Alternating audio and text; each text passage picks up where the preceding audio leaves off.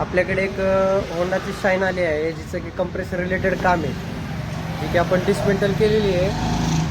ही ती गाडी जी की आपण म्हणजे टँक, साईड पॅनल रिमूव्ह केलेला आहे आणि सीट. त्याच्यानंतर गाडी एवढी डर्टी कंडिशनमध्ये आहे की फर्स्ट आपण ती वॉश करून घेणार आहे. वॉश केल्यानंतर आपण तिची डिस्मेंटलिंग चालू करणार आहे, म्हणजे की आपण फक्त हेडचं वॉलचं काम करणार आहे.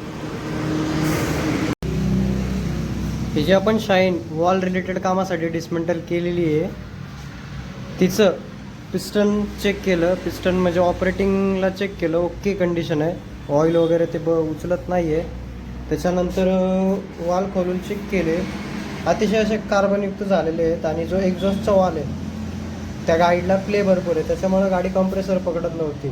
त्यामुळं आपण ही शाईन डिस्मेंटल केली होती. अजून एक शाईनमध्ये हे जे डिस्कचे पॅड आहेत पूर्ण एम्प्टी झालेले आहेत, त्याच्यामुळं प्लेटवरती हे स्कोरिंग असे मार्क आलेले आहेत.